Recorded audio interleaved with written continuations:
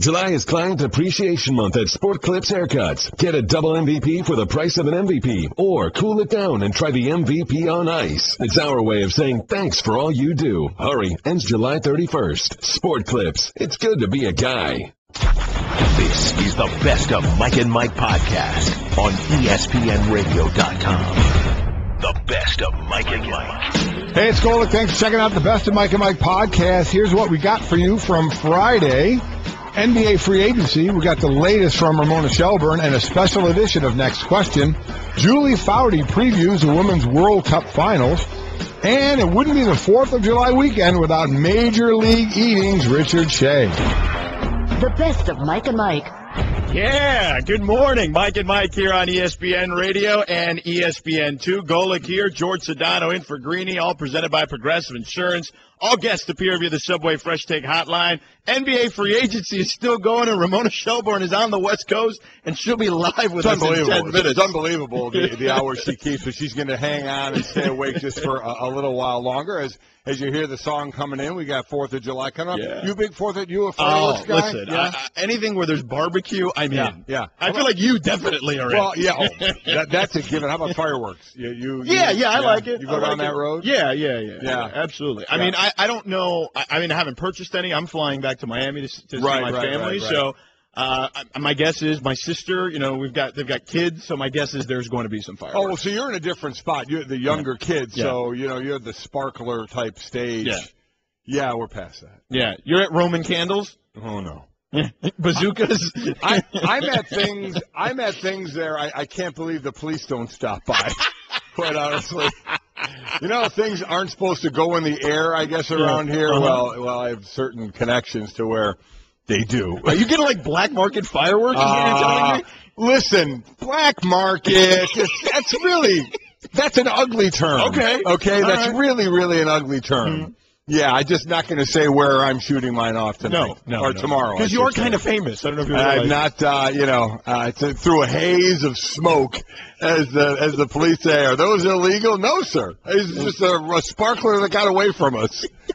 You're like the pyrotechnics master all of a sudden. Please be careful, though, if you are going to do that, without especially question. With the kids. Without question, yes. Absolutely be careful. But have a great time, and thanks for hanging out with a little bit today. As quite honestly, if you're going to start barbecuing over the weekend, this is a great day to start the marinades. Let your meat marinade. I'm a big griller, so I start preparing my food today. What's on the grill for the Golic household today? Pretty much, if you say any sort of meat, that's going on the grill. So you got beef, you got poultry, everything. Anything? Everything. Yeah, do you do any seafood? Is there shrimp on the grill? There's shrimp on the bob. There you go. I put lobster on the grill. Oh, that's absolutely. I can grill anything. Yeah, and I will grill anything. I'm with you, man. And I'm going to grill everything this weekend. How about a little tuna? A little tuna? No tuna? Yeah, a little tuna on the grill. I put fish on the grill. Did I just sound like Greeny when I said that? No. I just envisioned emptying a can of tuna on the grill, but I know. Yeah. I would. I don't eat. I like different fish other than tuna, but if I liked it, I certainly would put that. Throw it down. I'm a grill guy. And Johnsonville sausages, of course. Without question. God knows some of these guys that are signing can afford people to come grill for them. Oh my God! First of all, who is enjoying free agency more than LaMarcus Aldridge right now? Even beyond that, George, we were talking yesterday, Greeny and I made, and obviously it was a joke, but I said if you can dribble the ball and not dribble it off your foot, you're going to make $10 million a year. It's unreal, and I don't begrudge anybody anything. Because, everybody's saying, how is this guy getting this? How is this? How? The team's offering it, and they're taking it. Yeah. So, you say they're overpaid. You know what you're worth. You're worth what someone's willing to pay for you. Well, so they're paying for these guys, but, it is a gold rush right now. And the other thing is, and I know it's hard for people to kind of conceptualize here, the cap is going to explode here over the next couple of years. Even more, yeah. So these deals, or these max deals, are going to not feel like max deals in a couple of years. I mean, we're looking at around $68, $69 million this year where the cap is concerned, and that's not even the luxury tax. But then you're looking at 89 next year, 108 or 9 the following year, 128, 29 the following year after that. So, some of these things are going to look like bargains in a couple of years. Yeah, they really are. But and could you imagine some of these guys that are signing deals now, 3 years from now, they're going to be thinking, I'm underpaid, making their 15, 16 mil a year. It's just amazing what's going on. And it's working out for most, except if you're the Lakers or Knicks. Yeah, that's true. That's not working out well. Here's Brian Windhorst, ESPN NBA insider, on the plight of those two teams. Bottom line, the Milwaukee Bucks are a lot more attractive franchise right now than the New York Knicks or the Los Angeles Lakers. The Bucks have some really good young players, Jabari Parker, Chris Middleton, Giannis Antetokounmpo. Jason Kidd is the coach that people like playing for. They're investing in a new arena there. They have a new ownership. And in the modern NBA, the advantages that New York and Los Angeles enjoyed for many years appear to be being diluted. And then I don't know if the Knicks and Lakers have completely recognized that yet. And this is the deal. Greg Monroe, who was one of the prized free agents, a young fellow, decided to skip out on the Knicks and Lakers and went to the Bucks. I mean, when would you have ever thought in your wildest dreams the Bucks would win out over the Knicks and Lakers in free agency? As Brian said, this is the NBA we're in now because it's an NBA that we seem to think is changing with Golden State winning the way they're winning, the small ball, the three-point shooting. Are we really going that way more to the analytics and that kind of shooting? Is that really going to happen? We're going to find out. We saw Golden State won it, but this is showing the reality of where we are when Greg Monroe is going to choose the Milwaukee Bucks, which, by the way, Brian Windhorst said it. You got 20 years old, 23, the youth on this team, and they get Monroe who's 25. I mean, this team is setting itself up nicely, a team that was 500 in the regular season in the sixth slot. You can see them only getting better, but who would have thought that? Who would have ever? That was usually one of the farm teams that had their great player and then lost them. But maybe that is changing because we would think the same thing about a team like New Orleans, who had, with that trade away with Chris Paul, with the league denied it, all that. But Paul leaves. But Anthony Davis signs there. So that's another kind of sign of, okay, a team that you think gets a star and maybe we'll lose him. Because what did we say really during this year when Anthony Davis is crushing everybody? Where's he going to be in a couple of years? He's not going to be in New Orleans. Well, yes, he is. Yeah. So New Orleans gets to keep him. We'll see what they build around. Greg Monroe chooses Milwaukee over the Lakers and the Knicks and other high-powered teams out there. So, this is where we are. These players, and the one big thing about it is it's equal money. I think it's David Falk, the agent for Greg Monroe, said he had, these offers from 4 teams. And that's the difference. When you talk in other sports, one team offers another more than another team. Well, in this sport, you can't. Yeah. There's a max if you're going to hit the ceiling. So Greg Monroe really is choosing where's the better situation, where money usually trumps all and say, well, if you could say I'm getting $50 million here and nobody else offered over 40, that's a $10 million swing that could lead you to go to a certain team. Not here. This is the exact same offer. So now you're really looking at the team and where it can go. It's a win for small markets, certainly. Yeah, it is. You go back to the lockout a couple of years ago, that was one of the big gripes. Hey, we can't keep our guys. We can't attract free agents. Well, now we've seen it. It finally kind of plays itself out a couple of years later. Right. Completely agree. So I think overall this is excellent for basketball. Not so good right now for the Knicks and the Lakers. Yeah. And the question starts to be asked, okay, well, what's wrong with these teams? Obviously, the roster is wrong, but you start to think big picture. Phil Jackson was just on your show recently, and he kind of sounded like Clint Eastwood in Gran Torino. Get off my lawn. And he's playing this basketball that, worked out well for him in the 90s and 2000s, but it's not necessarily what the game is now. They wanted LaMarcus Aldridge to play center. He didn't want to do that. Greg Monroe, he didn't want to do that. You got the Lakers. You hear the stuff that, their basketball stuff was secondary. They were talking about all these business opportunities. The ancillary things involved there. And it starts to make you think, where are these organizations? And then Chris Broussard points out, okay, so which one actually has a better future? At least the Lakers have D'Angelo Russell and Julius Randle going forward. The Knicks don't have it. We don't know what Kristaps Porzingis is going to be. And Carmelo Anthony, I love him, but you got 4 years at max money left, coming off a knee injury in his 13th season. They're not in good shape. Well, I agree with that. I mean, the young talent supposedly there in L.A. Now let's see where it goes. And Porzingis, he's the great X factor. This kid could turn into a monster player, but maybe not. We just don't know. And we're right about Carmelo. We all know it. The writing is there on the wall. The number of years you have left of big money with him, and is it going to lead you to anything there? Yeah, and the reality is, even though the Lakers are going through rough times, we've seen them go through rough times, and it becomes cyclical. Every so often, they hit a little valley, and then they eventually get themselves out of it. The Knicks have been Look, they haven't won a championship in 40 years. No, they haven't. They absolutely haven't. And now it looks like Robin Lopez is going to be the big man for the Knicks. Maybe. He's still not sure yet. You know, if DeAndre Jordan obviously signs with the Knicks, that's not going to happen. But I don't see DeAndre Jordan signing with the Knicks. So, Knick fans, Robin Lopez is going to be your man in the middle. Yeah, DeAndre Jordan decided between, it looks like, the Clippers and the Mavericks. Mike and Mike is presented by Progressive Insurance. You can save hundreds on your car, business, or recreational vehicle insurance from a local independent agent. Go to Progressive.com today. Now, that's Progressive. Ramona Shelburne will join us in just a few moments. But the other big news, as we mentioned, LaMarcus Aldridge was enjoying his free agency tour. He's getting a lot of free meals going. Yes, he does. Sure. Yes, he does. And we were just talking about the Knicks. Now, he canceled his meeting with the Knicks, took a second meeting with the Lakers, and then a surprise of sorts, as Mark Stein, ESPN NBA insider, points out. Pat Riley, without any cap space, got a dinner date with LaMarcus Aldridge. First, Pat Riley sealed Dwayne Wade earlier today on a one-year, $20 million deal that preserves Miami's cap flexibility next summer when Kevin Durant and a slew of top guys are on the market. And then Riley gets the chance to show off his powers of persuasion in a dinner with Aldridge. So San Antonio and Phoenix are still the two teams most likely to steal Aldridge away. But now Miami's in this thing. The Lakers are back in this thing. It's going longer and getting more interesting than we probably anticipated. So, you know, Pat, at the least, is, you know, and him and Phil have had a rivalry for many years. At least they can be like, hey, I got that meeting. I got that dinner. How was your Oh, that's right. He canceled on you because you wanted him to play center, and he didn't want to do that. I know you're from Miami, and you're a fan down there of the team as well.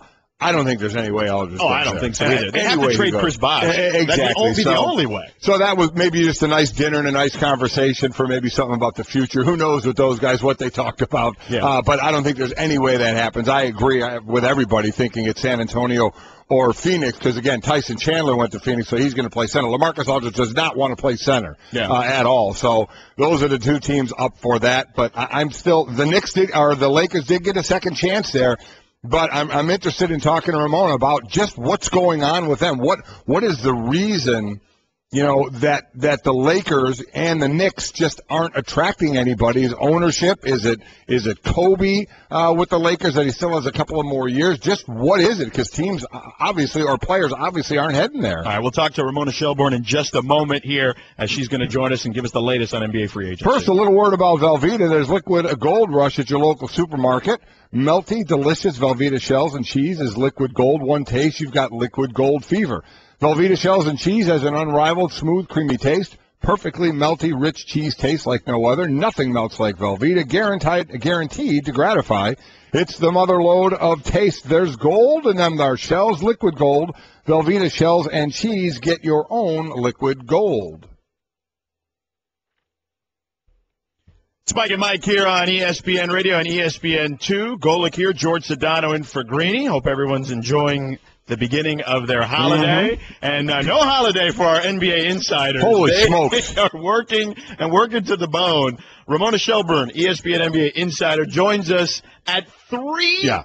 What, 3:13 Pacific? Do the math, gang. Ramona's on the West Coast, and I mean, we can't thank you enough for staying up. I'm sure you're on your last legs, and we'll try and be short and sweet with this, so Ramona, so you can get some sleep. How you doing? I'm a night owl, man. So I get home, and you get done with free agency. There's a clock to it, right?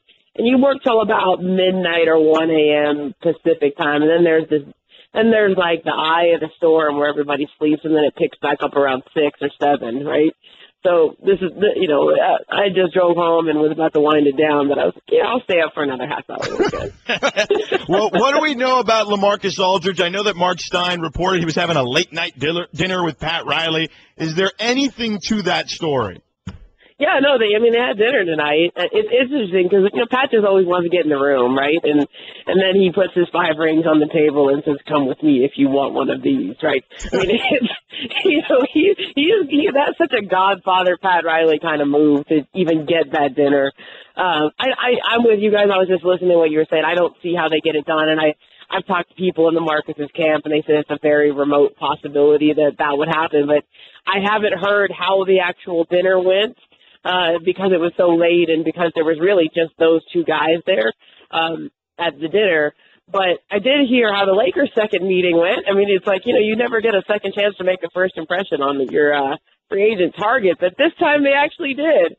It was interesting because they took it was just Byron Scott, Mitch Kupchak, and they actually brought Mark Madsen, who is their assistant coach, but he's the liaison who communicates with the analytics staff that they have. That the Lakers have 6 or 7 guys who work remotely doing analytics for them, and they run a sort of secretive operation.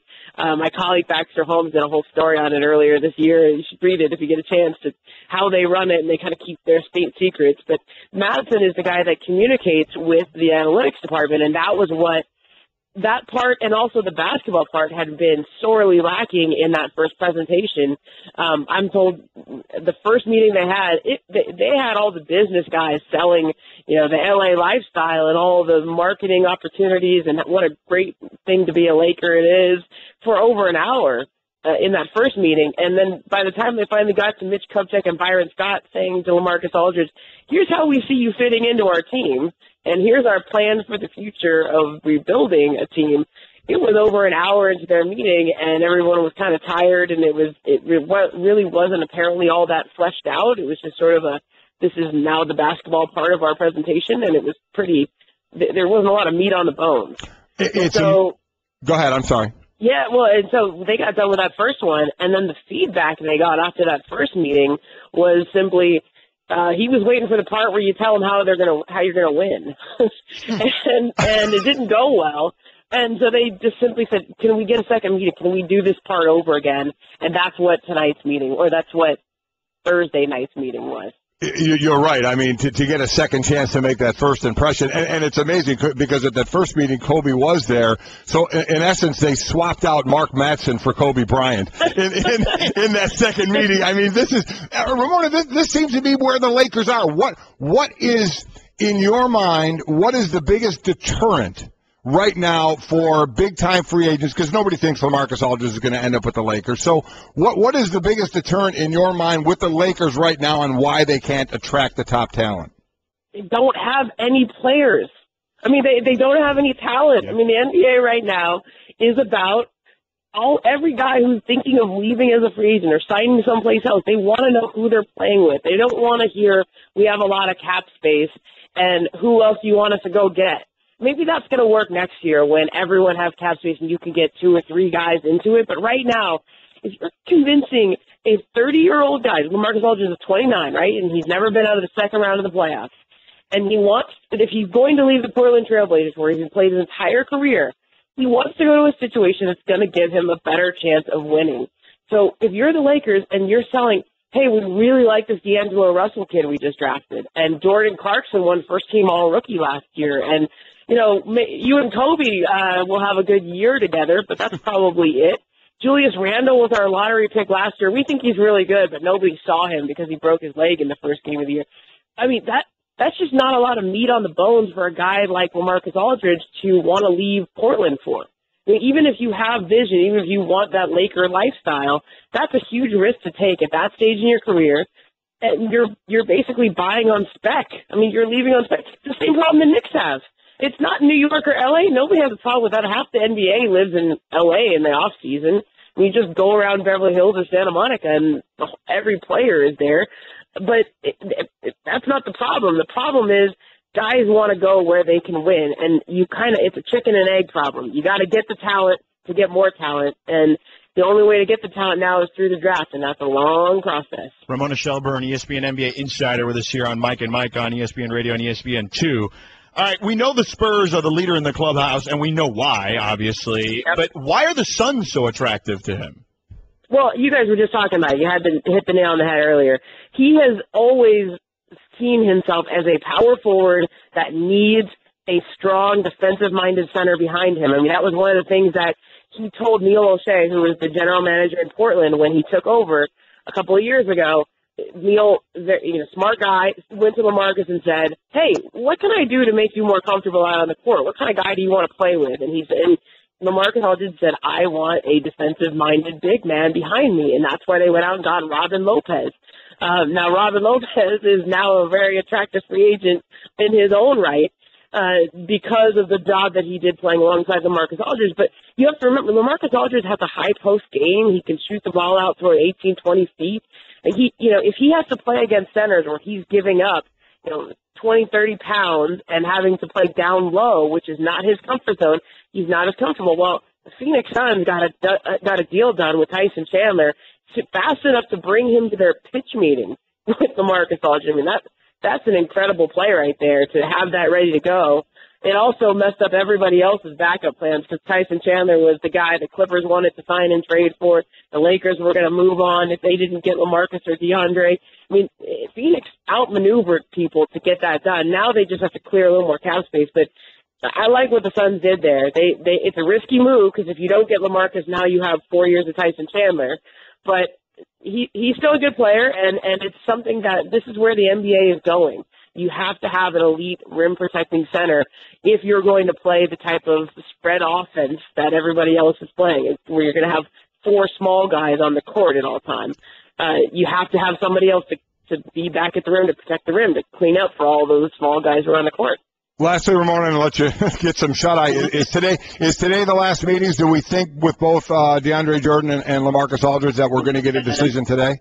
I hope so, right? Yeah. I don't know. I think so. I've been told that probably to expect something midday on Friday. But the last few years, I've been thinking that too. Carmelo Anthony took a week. LeBron James didn't decide till July 10th. By the way, LeBron James is still a free agent. Last year, I mean, sometimes these guys just take their time, and it's actually very hard for the teams involved that put all their eggs in that basket. Last year, the Lakers waited on Carmelo Anthony and LeBron James, as the whole league did, and you miss out on people. You miss out on your second choices. You miss out on your safety schools, right? And I think there's been a push in the end this off season for contracts to wrap up quicker. I mean, you saw so many deals on the first day and second day, but when I don't know each of these guys. I think DeAndre could take another day. I think LaMarcus could take another day. Maybe we're all sitting there watching fireworks and finally get an announcement on July 4th. Maybe we take till Monday. I don't know, but my sense is we'll have some resolution on at least one of these guys tomorrow. By the way, Ramona's going to be co-hosting Spain and Prim tomorrow with Sarah Spain, noon to 2 Eastern here on ESPN Radio and the new ESPN app. Ramona Shelburne, ESPN NBA Insider. Get some rest, Ramona. Get some sleep. Thanks, Ramona. All right, heading to bed now. All right, take care. Ramona Shelburne with us here. She is a night owl. We've had her on early like this before. It's just amazing. Yeah. Well, you got to be doing that. Well, yeah. It's just, especially this time of year. Well, she's said it, by her time, when things end out, what time it is out there, and she, you kind of revved up. It's tough to just go right to bed. So she's up for a while, and luckily enough, up for us. We get a lot more into this. We're talking about where everybody's going. Think about one of the teams that you think about going backward. Now, Damian Lillard is going to stay there for, 110, 120 mil. Yeah. But Wesley Matthews, I know he was injured last year, but a heck of a player. He's leaving, going to Dallas. And LaMarcus Aldridge isn't going back. This is a team that was in the 4th slot last year, and you were wondering about them, saying, boy, what could they build there? But now, before they even had a chance to build anything, looks like they're going to lose 2 major parts. They're going to have to hit the reset button, that's for sure. The best of Mike and Mike. Mike and Mike. Guys, at Sport Clips Haircuts, we appreciate everything you do. So this month, we're giving you double the Sport Clips MVP experience for the price of a single. It's the Sport Clips Instant Replay. After your haircut, go into overtime on our legendary hot towel treatment. Enjoy a double header of our massaging shampoo and soothing scalp treatment. And beat the heat with our new MVP on ice. Our legendary hot towel becomes the refreshing chilled towel at no extra charge. Sport Clips, it's good to be a guy. The best of Mike and Mike. Happy holidays to everybody, or holiday. Holidays, I guess it's 2 days. It's today and tomorrow. It's observed today and tomorrow. It's observed today, and the holiday is tomorrow. Yeah, Mike and Mike so here. Which means we're working today, which means comp day gone. No doubt. George Sedano in for Greeny, Golic here. hope everyone's getting ready for a big barbecue. And if you're traveling, travel safe. Certainly. Absolutely right. And obviously we got a lot to talk about on the field and different fields and different sports, but also coming up in 10 minutes or so, we're going to talk to Richard Shea, who runs Major League Eating. We talk to him every year with the big Nathan's Hot Dog Eating Contest. It'll be tomorrow on ESPN. Joey Chestnut defending his 8 years in a row, I believe, winning that. Richard Shea is always so much fun to talk to about these guys in the hot dog eating contest. So have a little fun with that. And you, a couple of years ago, you went the chicken tender route. I did. When one of the losses I had, one of the rare losses, I should say, I had to Greeny in our NCAA bracket wager, is I had to eat against Eater X and Crazy Legs Conti. We ate boneless chicken wings, like chicken nuggets, in a couple of minutes, and I did the old chipmunk routine. They destroyed me, but it was fun to do, and Richard Shea did the play-by-play for that. It was a lot of fun. Listen, it's a fun thing to watch. Some people are like, oh, God, look at him. It looks disgusting. I watch it every year. I think it's great. I think it's cool. Richard Shea is so entertaining, so we'll have some fun with that in a little bit. Yeah, listen, I'm all into it. Look, I used to love Kobayashi. Now, he was kind of the original guy that was like a monster, and then Joey Chestnut ended up beating him. I remember that being like the biggest thing ever. Yeah, it was, and Kobayashi had a little issue with he in this contest, so he hasn't been in it. He's got like his own contest now. Joey Chestnut's been dominating, so we'll see if there's anybody on the horizon. We will break down the hot dog eating contest. We got to make sure to bring Kobayashi back. Yeah. Like, we need it's like Pacquiao and Mayweather. Need to get them together. And then put this on pay-per-view then, right? No, we got to keep it on ESPN. So Richard Shea will join us in a bit. But NBA free agency is the deal right now. We'll get to the next question here in just a moment. What's on deck is brought to you by Australian Timber Oil from Cabot Wood Stain. One can triple oil protection with Cabot. That's pro. Find Cabot at your neighborhood Ace and Helpful Place. So LaMarcus Aldridge is really enjoying free agency right now. There's a lot of dinners he's dealing with. A lot of meals, a lot of meetings. I was surprised his list was that big, quite honestly. It's because it's the one thing for teams to want to bring a player in, but then the player usually, gets that list down a bit and then has a few trips. But I'd be interested to know what he weighed before this tour started and after, with all the meals that he had, including a second meeting with the Lakers. This is where this one. I'm somewhat amazed at this. Yeah. They basically blew it with him the first time because they didn't get the basketball soon enough. So he actually granted them a second interview. And Ramona Shelburne was just out with us an hour ago and said one of the people presenting this time was Mark Madsen. Yeah. We all know Mark Madsen, not from his play on the court, but from his dance in the championship parade.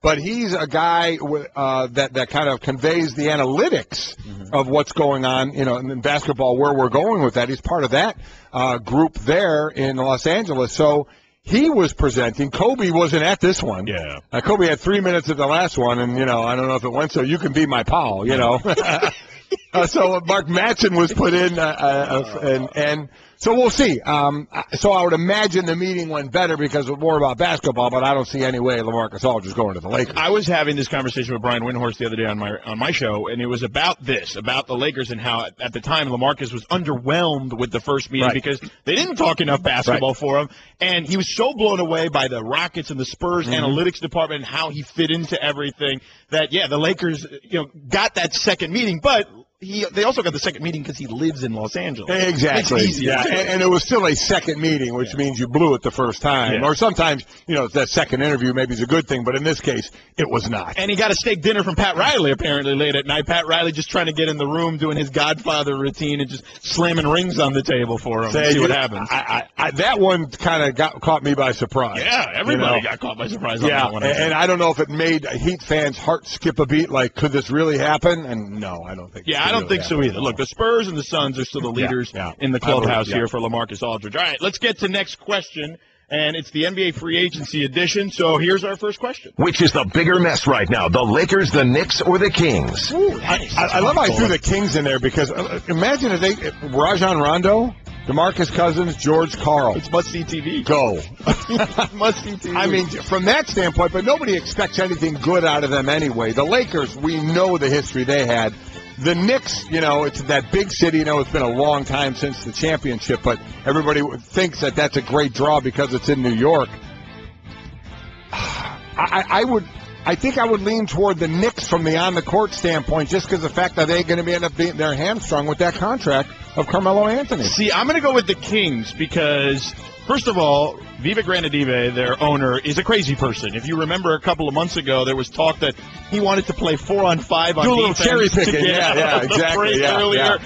He hired George Karl, who was our colleague here and we love, but everybody in the world was saying that's a bad fit, George Karl and DeMarcus Cousins. And then, oh, surprise, it's a bad fit once they're there. So I think they're arguably the most dysfunctional organization. I would agree with sports. that. I would agree with that. Yeah. So here's our next question. Which free agent acquisition do you think will make the biggest impact on their new team next season? Ooh. Well, I mean, I think you don't you lead right away to LaMarcus Aldridge. I mean, wherever he goes, and what he can do, especially if he goes to San Antonio. Would you say right now they're the favorite in the West? Yes. Or would you still say Golden State? No, I would say they're the favorite, but I think that it would be unbelievable because you're looking at – we thought we were getting Golden State San Antonio last season. I think that barring injuries, we'd absolutely get them this time around. So I'm with you on LaMarcus. Though, you know what? Under the radar signing I like? Paul Pierce to the Clippers. That is a nice one. And remember, this says free agent acquisition, not re-signing your own already under contract like a guy like Anthony Davis, because that's huge for New Orleans to be able to hang on to him for that long. Like Paul Pierce because they brought in Lance Stevenson, who I think, look, he was miscast last year. Issues, yeah. Right, but he's talented. Yes, he is talented. You get a guy like Paul Pierce to kind of mentor him and kind of show him the way. They could use a guy that can hit big shots outside of Chris Paul and Blake Griffin. And sometimes re-signing your own is a big thing, a la Kevin Love, Mon Shumpert, and Tristan Thompson, getting those guys to stay there to have the Cavs be the favorites in the East. Next question. Which deal had you scratching your head the most? And I say this not because I don't think this guy's a good player, but because he's coming off injury. I was shocked that Wesley Matthews got that deal that he got from Dallas. And they even went up on what he wanted. Dallas went up like $1 million. Yeah. Well, and the Kings offered him $64 million. Yeah. And he turned them down. That's how much of a train wreck they are. Yeah, this is a guy who hasn't played because of his Achilles last year, but talented player. Again, I go back to the fact of what Portland was in the 4 slot, and Wesley got hurt, obviously, but now you lose him. You're not going to get LaMarcus Aldridge. That team's going to take a hit. But I do think coming off the injury and the money he got, that I do like him as a player. Yes. You got to see how he comes back from the injury. An Achilles, man. That's serious stuff there. All right, next question. What team would you like to see LaMarcus Aldridge sign with? Okay, well, listen, there's two sides of this for me, at least. There's the side where I say, okay, objectively, I feel like he's going to sign with the Spurs. But then, part of me says, I hope he signs with the Heat. Yeah, I know all Heat fans, when you heard your guy Riley had dinner with him, thought maybe you could pull this one off. There's part of me that would love him to go back to Portland. Yeah, sure. And pair up with Damian Lillard, who just signed the big deal there. And maybe the longer this goes, the more Portland thinks maybe they still do have a shot in this if, he isn't enthralled by another place out there. But I know he likes San Antonio, and that would make him the favorite. And also Phoenix because Tyson Chandler's there, so he definitely wouldn't have to play center there. But I guess there's part of me that says, I kind of like when teams can keep their own. There's part of me that would almost like to see that. And it's possible, certainly, because the Oregonian is talking about it, that they reported that Damian Lillard, his running mate in Portland, is visiting him in Los Angeles and hopes to meet with his free agent buddy LaMarcus Aldridge to re-recruit him back to the Blazers. Might as well give it a shot. Absolutely might as well give it a shot. I don't know if it will happen. I guess I'm just talking, I think I'd like to see that. Free agency is what it is. These guys can only get so much amount of money. Now he can get more staying with his own team. Mm-hmm. And there's just something about that team was fourth. That team, and you looked at that talent and you thought, okay, the West is so packed. It's a bloodbath. And then the other side of that with LaMarcus Aldridge, isn't there the thought process? We were talking about this before the show. Go East, young man. Yeah. Let's not go West, young man. Go East. Yeah. I mean, you're in a packed conference in the West of trying to get through. Everybody says you want to be on a winning team, but you want to be able to chance to go somewhere. Now, I know in the East, it's basically through Cleveland. They're head and shoulders the favorite above everyone, but there's a lot less teams to go through than in the West. If Pat Riley were to pull off the miracle of miracles and get him to sign, all of a sudden you'd say Miami and Cleveland are the top 2 teams. Miami, in Cleveland, Chicago. I think even without him are that, but that would make Miami that much stronger. Right. So you'd only have a couple of teams to go through, whereas out West you can get knocked out in the first round, without question, regardless of who you are. Without question. All right. Next question. Do you think DeAndre Jordan is good enough to be the first or second best player on a championship level team? Wow. No. I mean, simple for me. You know what? I know. Yeah, it's no. I'm trying to give him the benefit of the doubt, but listen, I know 71% shooting from the field. We had the stat the other day, George. 534 field goal attempts, 520 came from 5 feet and in. And I would say a majority of those were 0-footers. You know, they were 0 feet away because they were dunks. So he just hasn't had to show the offensive prowess yet. He wants to be able to be a guy that can do that. We have no idea if he can. I think there's a lot of doubt that he can. We know he can't shoot free throws either. He struggles there. So I think he could be a really, really good piece to a championship team, but 1 or 2, I think I would have to agree with you. Look, he's an amazing defender and rebounder. No denying that. He's one of the best defensive players in the league. But this could be one of those cases, Golic, and I know he was really enthusiastic about joining the Dallas Mavericks, but it could be one of those cases of the grass is greener on the other side. Yeah. Because with the Clippers, he's got one of the best point guards in the NBA, lobbing him up balls. Blake Griffin is a very good passer from his position. He has a Paul Pierce now that can get him the ball. Lance Stevenson, all those guys are good passers. Yeah. Who's going to pass him the ball in Dallas? Well, I know. I think this is one of those situations where he feels like he could be better offensively given the opportunity. But this is the athlete having confidence in their ability, and I don't have a problem with that at all. And he knows he's not going to get that in L.A. because of the other weapons that they have. I know that Charles Barkley is a buddy of yours. Have you ever heard what he said about DeAndre Jordan once on TNT? Yeah. That you could lock him up in the gym overnight and he'd still only score 8 baskets by himself. Yeah. Yeah, not a lot of love for DeAndre Jordan on the offensive end, but he thinks if he had a chance to develop it somewhere, he could. And, you know, you got to love a guy's confidence in himself, but I guess to go back and answer the question, we both say no. Yeah, no. All right, next question. Will the Heat taking care of Dwayne Wade really have an impact on their ability to get free agents in the future? Well, it did because it's just a 1-year deal. And what Pat Riley wanted was from what I understand, Golic, there were 2 options on the table here. There was a 1-year deal at a very high number, like he got, 1 year, $20 million, or a 4-year deal with less money per year. Right.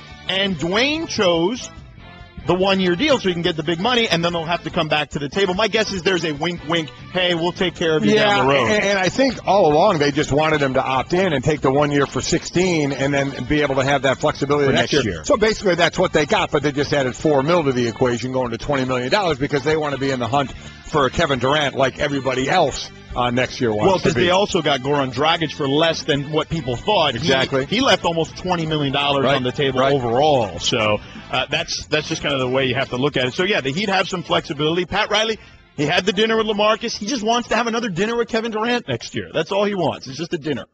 Wait till, though. I mean, wait till. Now, well, that's going to be really interesting with Kevin Durant. I know we're jumping ahead. How does he come back from his injury? Because there are those whispers that you know, people aren't sure about that. But if that truly is a free agent tour next year, that would put the LaMarcus Aldridge tour to shame. If Kevin Durant truly wanted to go to a bunch of teams and explore some different opportunities. Brian Windhorst told me the other day there could be up to 15 teams looking at Kevin Durant. Think about those dinners. Yeah, that's a lot. Well, he could use to put on a few pounds too.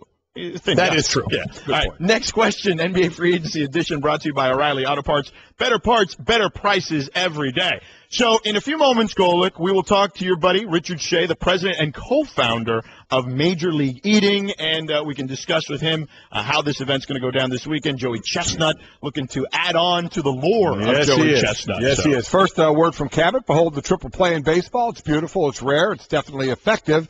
Now let's take you from a triple play at the ballpark to triple play to your back deck. Specifically, the triple oil protection of Australian timber oil from Cabot Wood Stain, which has a combination of 3 superior grade oils, provides a rich color that gives your wood deck all-weather protection, long-lasting beauty. Australian timber oil was originally formulated to stand up to the harsh conditions of the Australian outback, so you know it'll let your deck handle any curveball that Mother Nature can throw its way. Australian timber oil from Cabot Wood Stain.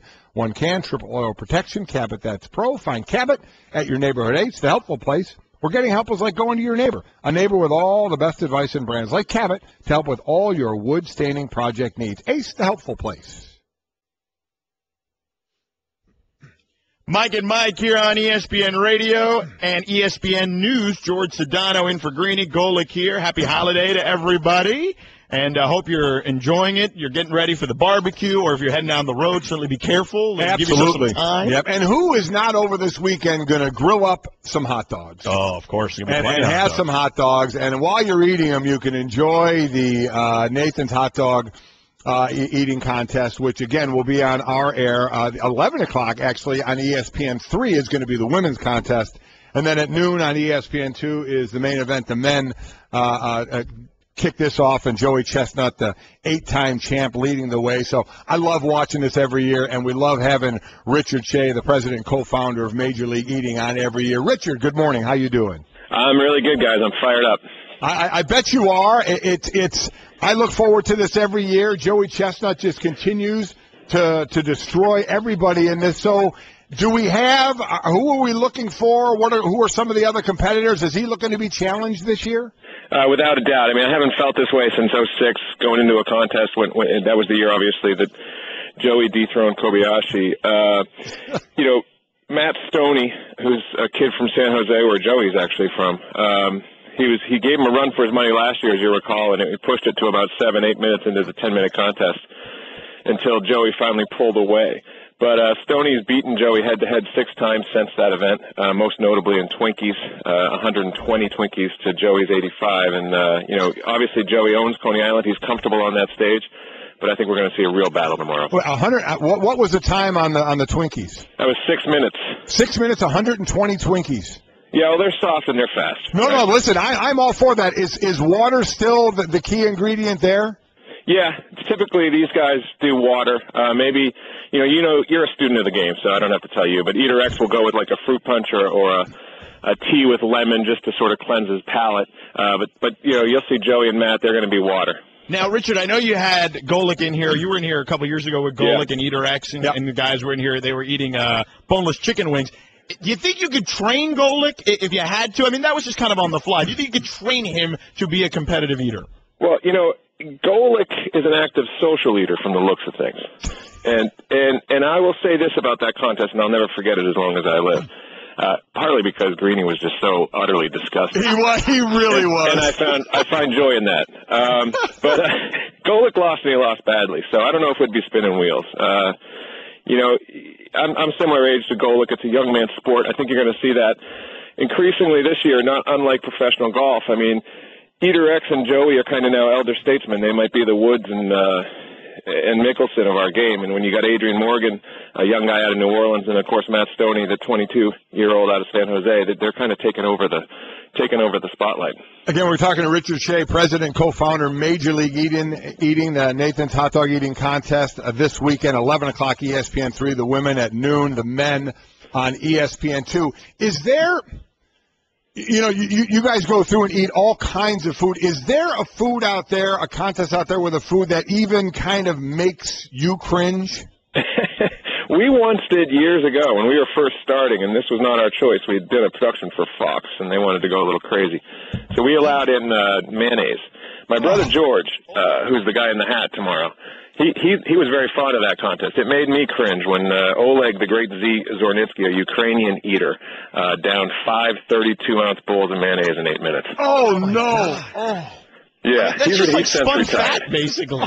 I mean, my question to you is, Richard, what is it like after the contests are over? Because I would imagine there's a lot of purging, right? No. You come on out to Coney Island. I mean, these guys, Joey Chestnut will go and he'll stand there and do 45 minutes of interview, and typically it's scorching hot. Fortunately, tomorrow, another reason why I'm excited is going to be, mid to low 70s in Coney Island, and overcast. And while everyone wants a sunny beach day, that's perfect climate for competitive eating.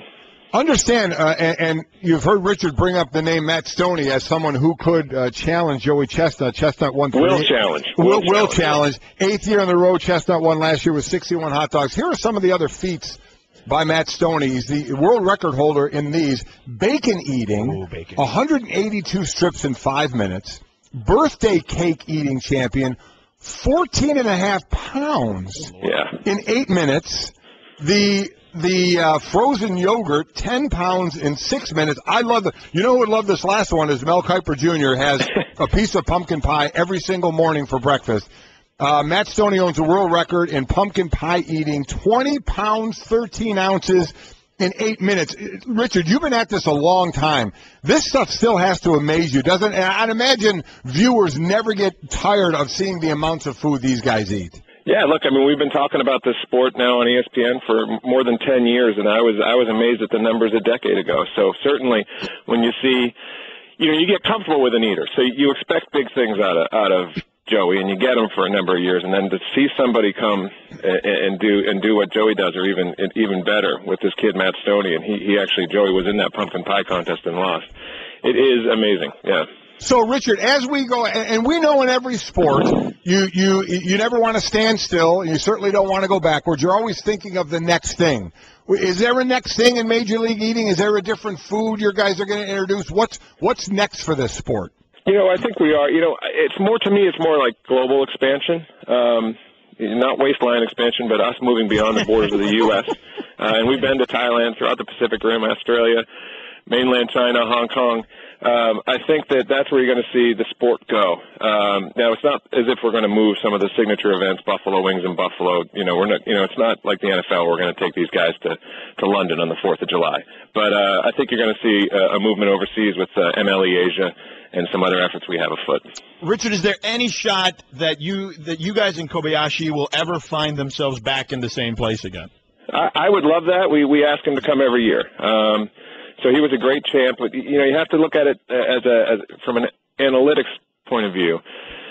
Not only did he lose 3 times, so that's bad for the brand, and then he departed. But his dogs per minute, DPM as we call it, over his 6 career victories, hovering around 5.1, 5.2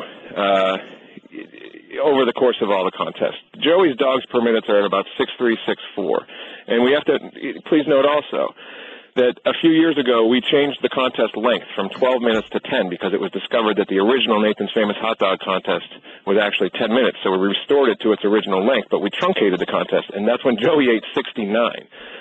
So I'd love it for Kobayashi to come back, but really it's Joey's game, and I think everyone knows that. It really is, and we'll see if Matt Stoney can be the man that could knock him from Joey Chestnut from his 9th victory. Richard, we always love talking to you every year. Again, 11 o'clock, ESPN 3, the women's contest at noon. The main event is on ESPN 2. We will all be watching, Richard. Appreciate it very much. Thanks. Hey, thanks so much. I'm assuming because Greeny's not on air, that's because he's out in Coney camping out. He wants a front row seat. Could you imagine? You said it exactly right when he was here. Could you imagine him front row when that contest starts at noon of how he would be? He'd be appalled. Yeah. Right in the spray zone. I'll get him a credential. Thanks, Richard. Thanks, guys. Happy holidays. That's Richard Shea, president and co-founder of Major League Eating on the Subway Fresh Take Hotline. It's Mike and Mike. Golic here. George Sedano in for Greeny. DPMs, dogs per minute. That's fantastic. That's great. All presented by Progressive Insurance here. And you can tweet the show on the 1-800-Flowers.com Twitter feed at Mike and Mike. Yeah, look, it's serious stuff. Like, it is appointment viewing for me every single year. I love it. I know some people get kind of freaked out about it, but I love it. And all the different foods they have, I can't imagine that mayonnaise eating contest. There has to be things that would say, okay, we just can't go down this road. Mayonnaise eating, would probably be that for me as well. That's tough. Yeah. I don't even like mayonnaise, period. I don't mind it, but certainly not spooning it into my mouth. No, just gross. Mike and Mike. And now, for Geico's edition of Stuff Found in Your Car, we go inside your side door pocket. Hello, yes, the crumpled receipt with gum in it.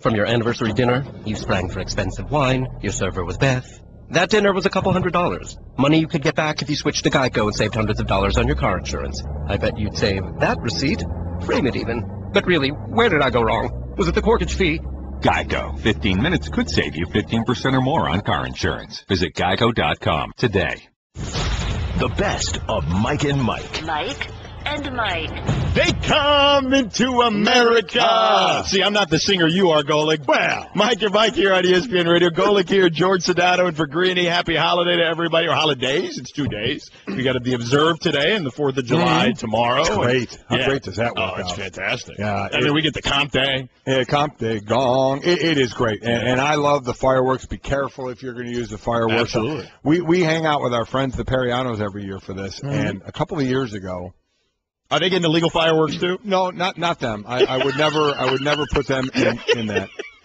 A couple of years ago, I don't remember how it happened when some fireworks showed up at my place. Don't recall how it happened. I don't recall who gave them to me. They just showed up. I don't recall any of that. Yeah. We put on, and I didn't even know how good these were. We started shooting these things off, and they were as good or better than city-like shows. We're watching these going off going, oh, my God, these are so great. And 5 minutes in, we're going, oh, my God, we're going to get arrested.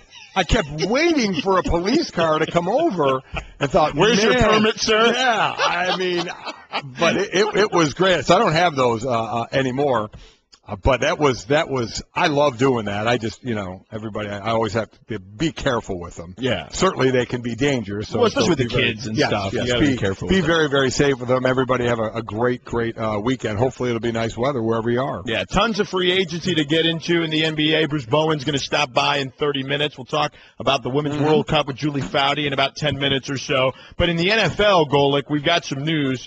Antonio Gates, he gets suspended for the first 4 games of the NFL season for violating the PED policy. Gates of the San Diego Chargers, Sheldon Richardson of the Jets, and Rolando McClain get nabbed for violating the substance abuse policy. Here's our Adam Schefter, ESPN NFL insider, on Antonio Gates. This is the NFL's version of fireworks, and essentially it starts off here this weekend with a bang. Antonio Gates was told of his 4-game suspension weeks back, and the way it was explained to me was he was very upset and very surprised.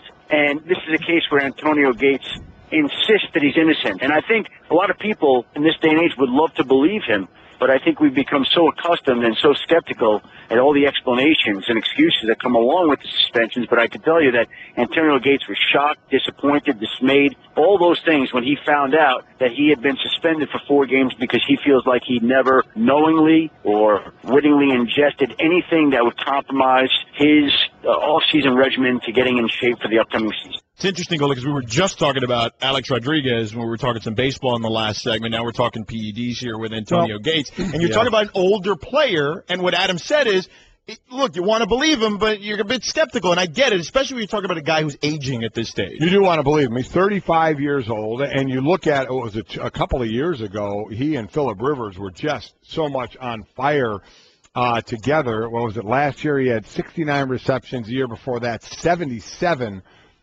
receptions, had 4 touchdowns. Last year he had 12 touchdowns. So he's been productive, and anytime you get up there in age and you be productive, there are people that raise eyebrows, fair or unfair. It's just where we are. So let me just cover both sides of the PEDs and where it can go, because he's denying everything, and basically nobody is going to believe him in this day and age. There is a couple of ways you can go about it. He knew exactly what he was taking and took some illegal things because of, and in this case, age. You recover quicker from workouts and from any kind of minor dings that you use, and I to this day believe that's what most players would use it for, aging, to recover quicker, and or if you get a big time injury, to recover quicker from that, as opposed to just being healthy and fine and just wanting to become bigger, faster, stronger. It's used for that as well, don't get me wrong. But I think in sports more for those other reasons. So there's that. He did that, and I think most people are going to believe that's what he did. Then there's the side of there are so many things on the list. I forgot the quarterback from the Bears years ago that took like a cold medicine and there was an illegal substance in it. How far back? I mean, ways back. Okay. So out of a cold medicine, and I do know when I was wrestling in college, I had a bloody mouth one time, cuts in my mouth, and they were going to use some things, and they said, be careful what you use because it's going to have something in it if you have to provide a test or anything like that.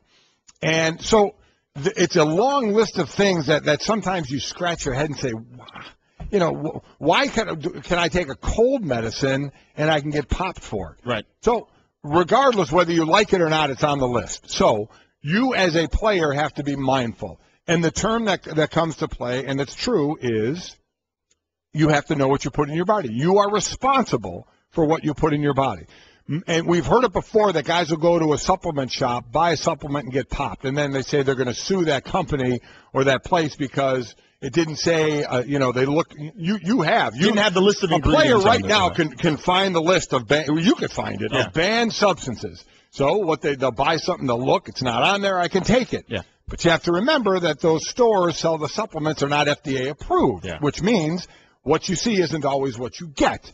So you're going to lose in that argument because you're taking your chance by taking that stuff if it's not FDA approved. There are some supplements that have been approved through the NFL that players can take really without question because they've been approved through the NFL.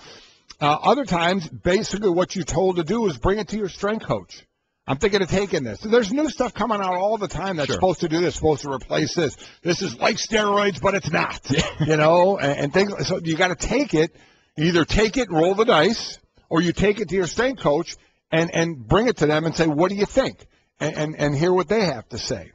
But in this case, so that's both sides of it. And in this case, I don't think many people are going to believe them. They're going to think, hey, you're getting old. You're trying to keep your body young. Yeah, you got a young tight end on the roster who's competing because that's what you need to do. So you tried to do this, and you got popped. Yeah. That's what most people are going to think. Now, I'm sure he says he has no idea, so I would imagine he would appeal, and we'll see where it goes. Mike and Mike is presented by Progressive Insurance, comparing rates to help you save. Now, that's Progressive. Call or click today and find out how much Progressive could save you. Don't forget, on the Subway Fresh Take Hotline, Julie Foudy in just a few minutes. We'll talk World Cup with her, and Bruce Bowen going to stop by to talk some NFL free agency. On the other side of this, we've got Sheldon Richardson of the Jets, and we've got Rolando McClain of the Cowboys who violated the substance abuse policy, right. and they've gotten 4 games. Here's our Dan Graziano on that situation. The league made it harder to test positive for certain recreational drugs, and it made it harder to get suspended for positive tests for recreational drugs. These are violations specifically of the policy for substances of abuse, which means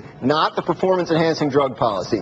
And you can't be suspended for a first positive test. There are cases and certain drugs for which you can't even be suspended for a second positive test. So what these suspensions tell us is that Sheldon Richardson and Rolando McClain were already in the program, and that the test that resulted in this suspension was not the first positive test for either of them. So when Dan says they've made it even harder to test positive and even made it harder to get suspended for certain drugs, talking about marijuana, all right? That's the drug out there. The threshold he's talking about. The threshold, right. And then how many times you would have to get busted to get suspended for a marijuana. That's the drug everybody talks about. Everybody says they should, it's obviously legalized in some states, and it's only going to get legalized in more. It's not going backwards. We know that. So will it ever change even more in professional sports or Olympic sports or anything where, depending on where it is illegal, will it ever become not illegal as it gets legalized everywhere else as far as the sport is concerned? We'll have to wait and see. Right now, it still is. But the thing about street drugs, and this is what's different from PEDs, and this is what these two guys got popped for, is just what Dan said. They got a 4-game suspension. It means it wasn't their first time. And that it is supposed to be a confidential situation. When you get busted and don't get suspended, nobody is supposed to know except obviously you in the league where you tested positive, and you. It's supposed to stay private like that. So not even your coaches and general managers? I believe the team knows. Okay. I believe the team knows, okay. But it's supposed, and I'm not even positive about that.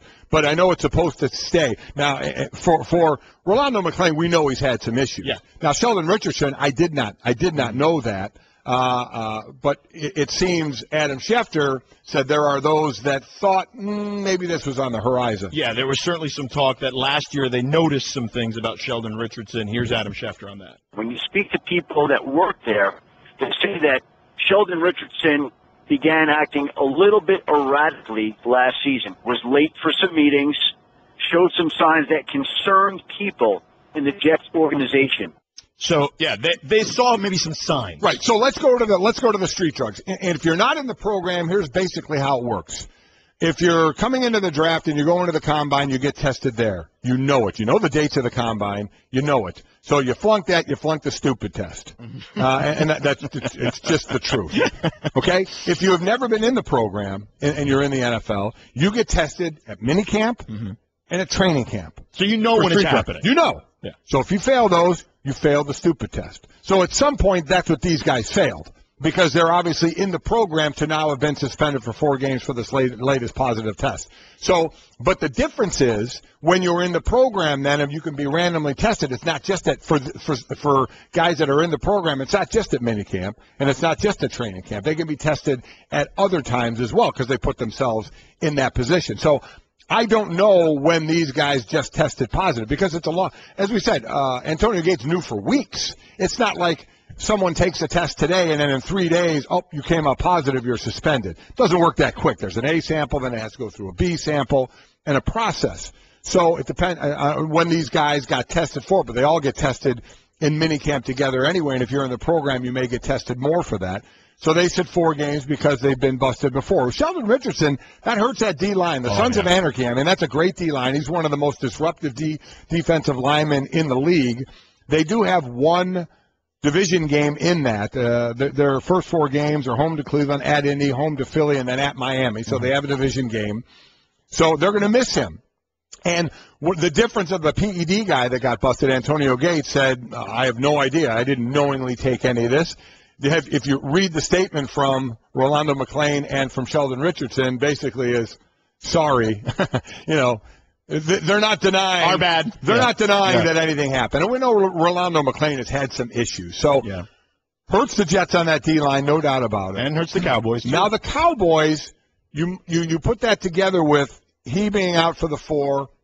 And we still don't know about Greg Hardy. Sean Lee comes back. That's it. I'll get to that in a second. That helps. But Greg Hardy's at 10. We're still waiting to see what it goes down to. We think it'll go down. It's not going down to 4. Yeah. Certainly not going down to less than 4. So you're going to have at least 4 games without these 2 guys.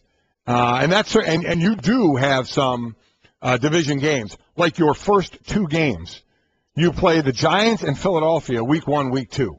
So you don't have those 2 guys. Then you play Atlanta and New Orleans. But as you mentioned, the other name, Sean Lee. Remember, Rolando McClain filled in for Sean Lee, who got hurt in OTAs last year, missed the whole season.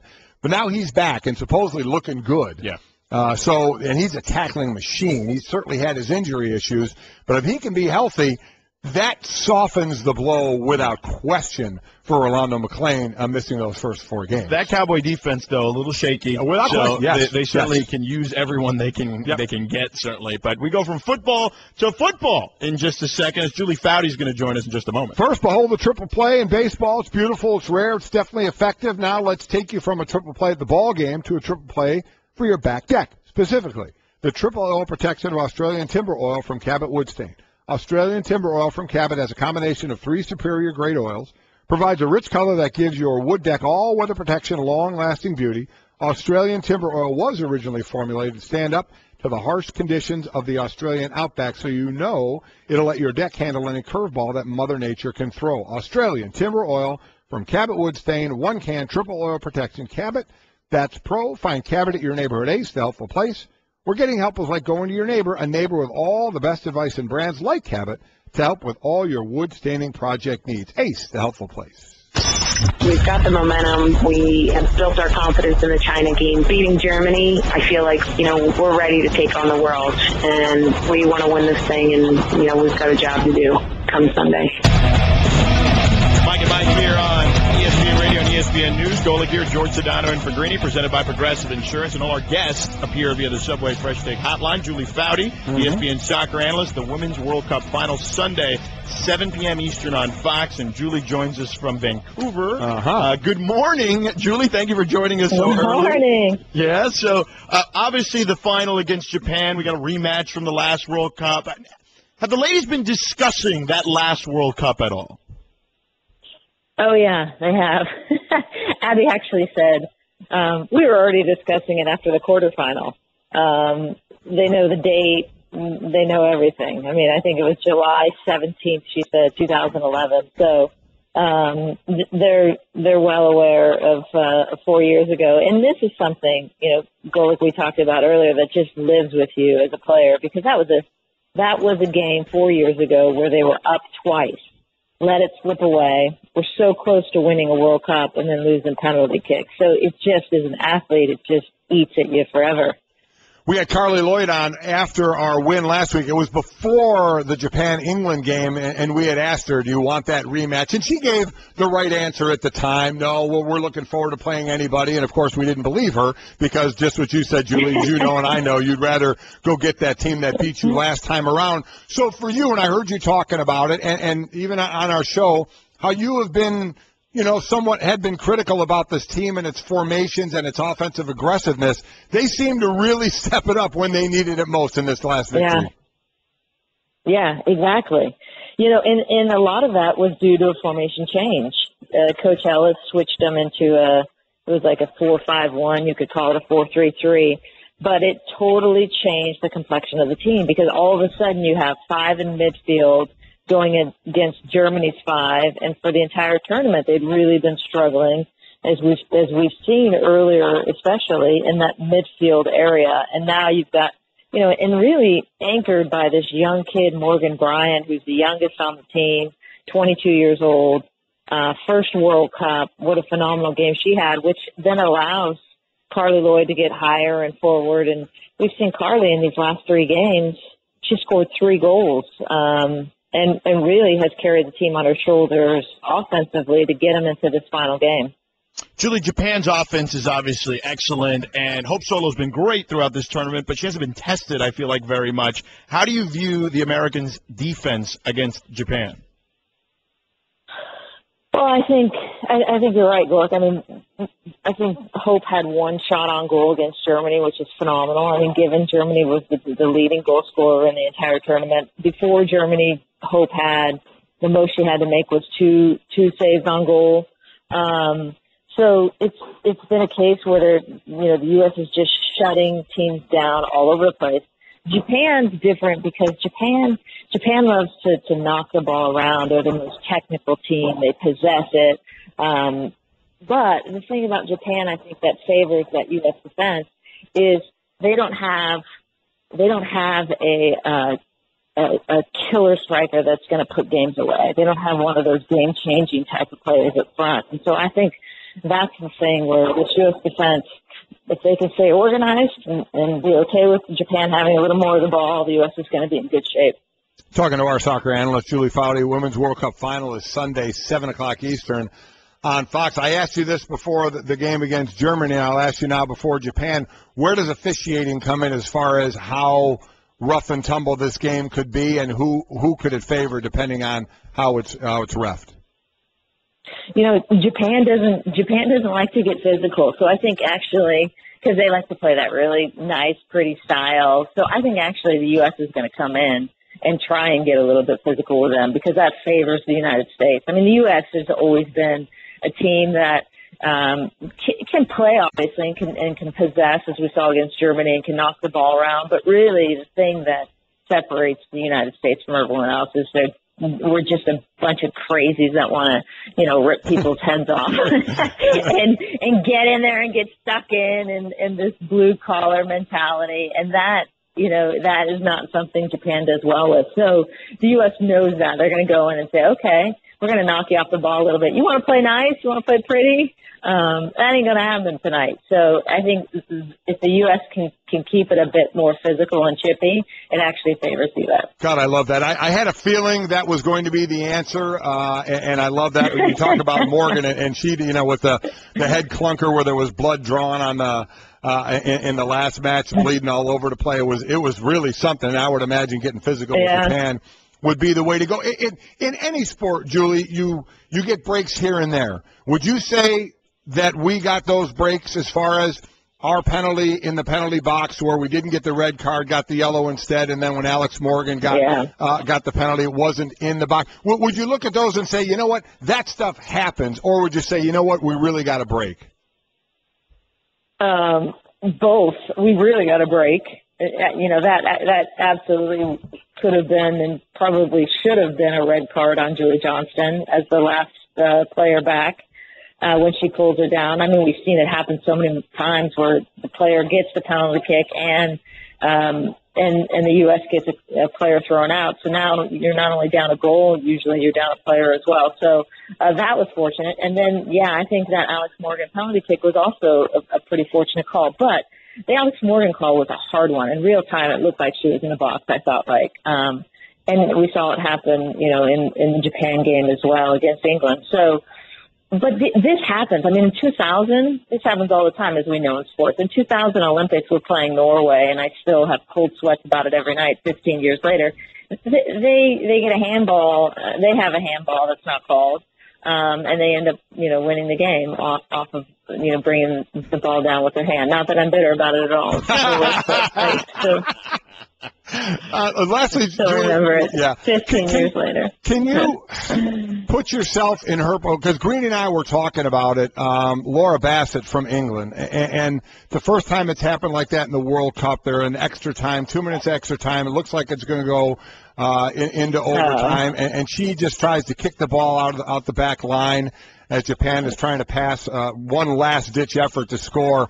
And she knocks it off the crossbar for an own goal.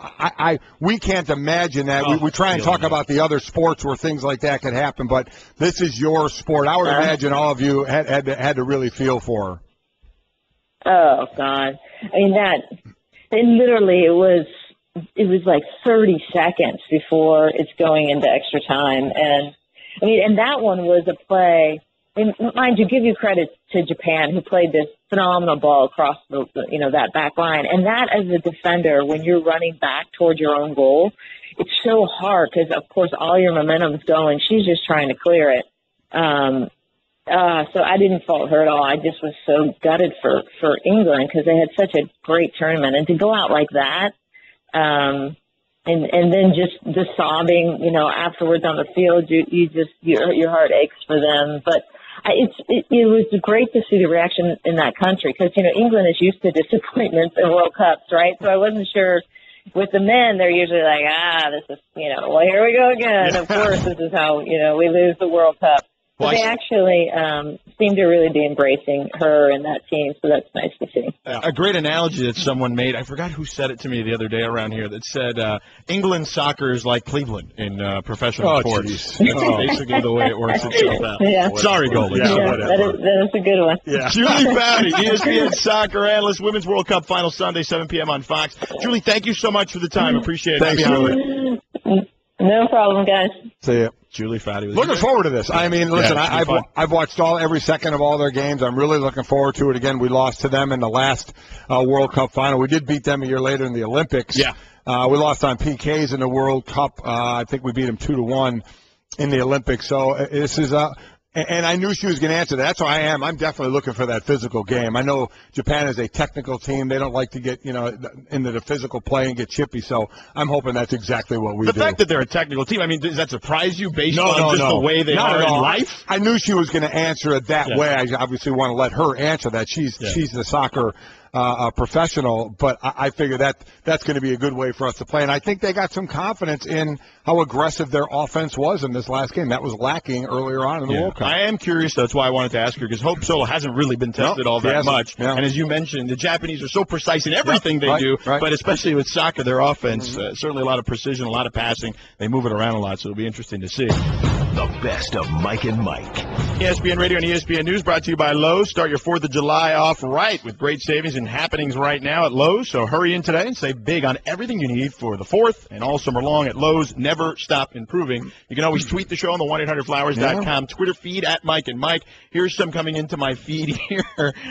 This one from Big B, and he says, hey, Sedano, I'm knocking on the door of 34. Thanks for scaring the hell out of me. Well, listen, it happens. It's just a matter of when it can happen in your 20s. Yeah. In your 30s of when you just do, you know, you were maybe in a basketball league and all of a sudden, like you were just saying, you can't get up and down the court, or, you know, you go out with your friends, you just can't hang much anymore. It hits everybody. It's just a matter of when. All right, Hembo's gone nuts with the hot dog stats. We keep those up with, again, the hot dog eating contest tomorrow on ESPN. Always a fun thing to watch. It'll be noon on ESPN2. You can watch it. And just the amount of hot dogs that Americans eat.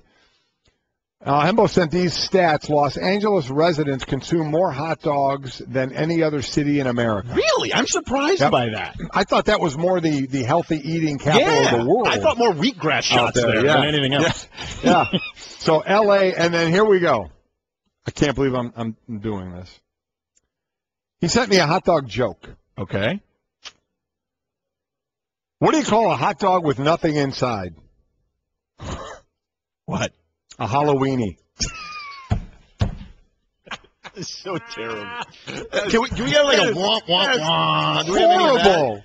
It's so bad I had to tell it. We should have like the Price is Right Showcase Showdown music, like the loss, the losing music there at that point. Oh my God, drive me off of this. Give me something. All right, Josh Hamilton, playing against the Angels. Mike Scioscia had some comments, and I'm paraphrasing, basically that he hopes he talks to the guys who supported him and hopes he hashes things out with Artie because things didn't go the way Artie Moreno, the owner, things didn't go the way that they had expected. Now, look, there are people that had some different thoughts and different opinions on the way that whole thing went down because the Angels, obviously what he did, violated his contract. Sure, oh, absolutely. But some people feel like the Angels didn't support him enough. At the end of the day, what he did to himself. Yeah. Okay, so first and foremost, let's understand that the person at fault here is the person that Josh Hamilton sees in the mirror. Correct. Okay? Let's start there and make sure we have that. Then after that, now you start talking about where do you get support from, who should give support, how should it be, and that's where the couple of sides come into play. And the Angels, listen, they've taken a hit as far as how that organization is run. Certainly with this one, they couldn't believe that they got rid of him. And then we see with DePoto, the GM, trying to basically do pull a power play with ownership and it backfire, and he's packing his bags and he's leaving. So they're struggling certainly as an organization. So we always talk about when a former player faces his former team, when a player faces his former team, and what's the thought process. And I've always said, I don't care if it's amicable. There's still something there's a little extra in it. Of course. Without a doubt, there's going to be something extra in this for him, and not so much against the players, because he has friends on that team. Mm-hmm. And that's who he'll enjoy seeing, without question. When I left Philadelphia, and it's anybody, you don't have to be a superstar. When I left Philadelphia, where I spent most of my career, and went to Miami, we went to Philadelphia to play that year. Was that the Shula 325th game? 325 game, yeah. 325th win. So I went there, so I saw all these guys I just played with for a bunch of years. So it was great seeing them, but there's part of you that, A, wants to play well against them, even though you're friends, but B, wants to play well to show ownership, hey, you should have offered me more to stay. Yeah. Even though it was my choice to leave as a free agent. But there's always that little bit inside that wants to kind of show that, look what you don't have in me anymore, no matter what level you're at. I believe you had a sack in that game because I've seen the video of Shula winning the 325th game. I think you had a sack in that game. I could have. Or maybe a half sack. Listen, I had so many sacks in my career. I mean, how do you count up 11 and a half sacks in 9 years? Yeah. I mean, there's so many to count. Be honest with me, though, because you went into that game wanting to win against your former team. Sure. But you were also going in there with, I believe, if I recall correctly, a third-string quarterback in Doug Peterson. Do you remember that?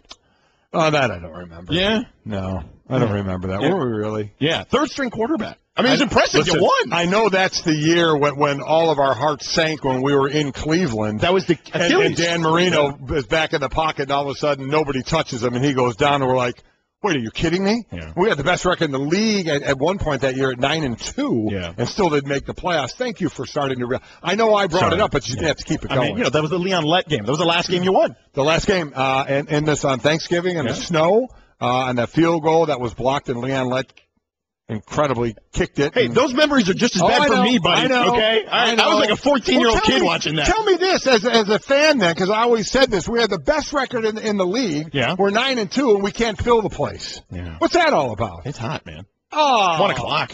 Come on. Yeah, dude.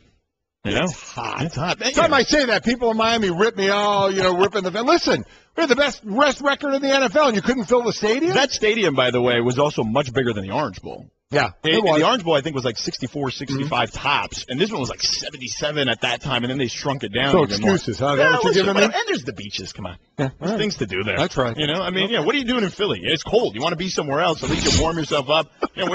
Miami, you can go out and hang out. Yeah. Poolside. Right. So anyway, speaking of quarterbacks and football, Russell Wilson's contract. Right. And he was on Jimmy Kimmel last night. He made some jokes about some different stuff. Are you surprised that they're slow dancing here? Because the way I look at it is, and look, I look at his maturation process similarly to the way I look at Tom Brady's. Not that I'm comparing them, but comparing the process. Brady was kind of spoon-fed. He was kind of a game manager, and then he turned into Tom Brady. Right. And I look at Wilson the same way. Like, they've spoon-fed him. He's had a great team around him. They're now giving him another weapon in Jimmy Graham. But I almost feel like they're hesitant to give him that big contract because he's not the guy that you can go out there and say, hey, Russ, throw the ball 40 times and win the game for us. One of the comparisons I make with Russell Wilson career-wise with the team he came on to was Ben Roethlisberger when he came to Pittsburgh. If he passed in the high teens, that's what they wanted. He went into the high 20s, it was trouble, okay? They had a great running game and a great defense. Does that sound familiar? Yeah. So he had a great team around him, and Ben is a great quarterback. Russell Wilson, yes, I gave the stats the other day. His pass attempts compared to the quarterbacks that throw a lot is not even close. So he's not asked to do all of that. He runs well. He deceives well. He's smart when he runs the ball, but he's got a great running back in Lynch and a great defense. So here's my answer, because Greeny says exactly the same thing you say of, can you afford to pay that much money to Russell Wilson? My answer is, can you afford not to? Yeah. Can you afford not to pay him? They have to pay him. He will probably have the highest contract until Andrew Luck signs his. Which will be the next year. That's exactly right. The biggest hurdle is making it as cap-friendly as you can. The NFL deals are way different than all these NBA deals you're seeing. These NBA deals you're seeing, that's it. That's crossing off your numbers and hitting the lottery. Yeah. It's the number you get. In the NFL, it's how much you want to pay him this year to next year, guaranteed to signing money. bonus, to spread out over the 5 to 7 years, to signing bonus. Exactly. There's a formula to try and keep it down low. But his agent is a baseball agent and wants as much guaranteed as possible. He's talking about wanting to guarantee almost the whole contract. So there's no way I think that'll Remember, the most guaranteed contract is Colin Kaepernick at $61 million. And I loved early in that, I know he's a baseball agent, talking about, well, he'll just go play baseball.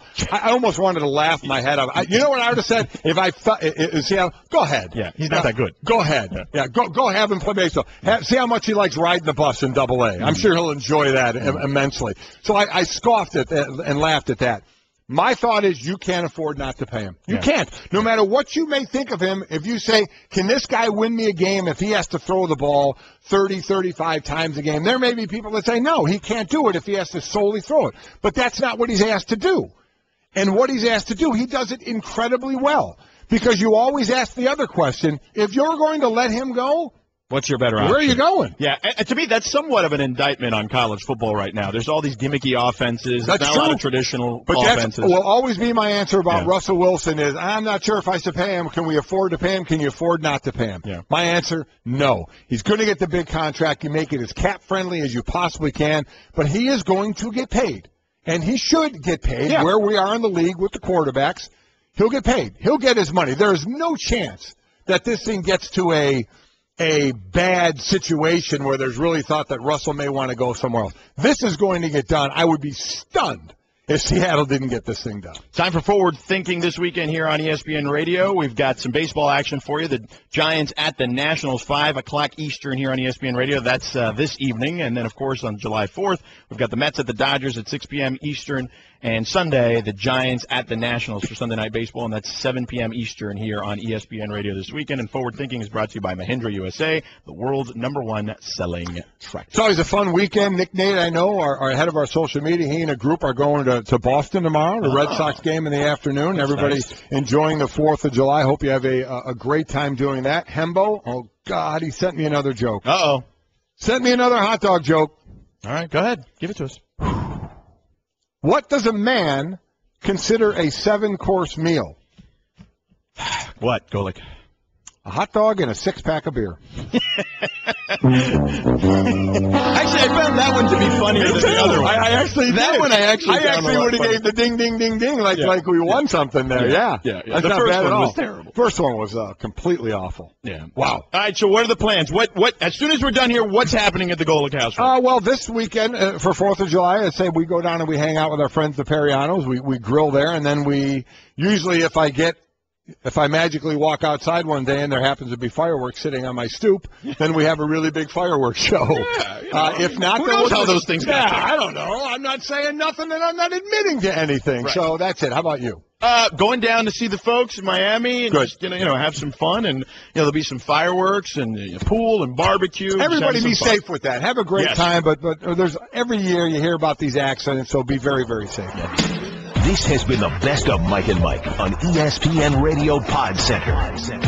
To hear more from Mike and Mike, log on to ESPNradio.com and become an ESPN Radio Insider. The best of Mike and Mike.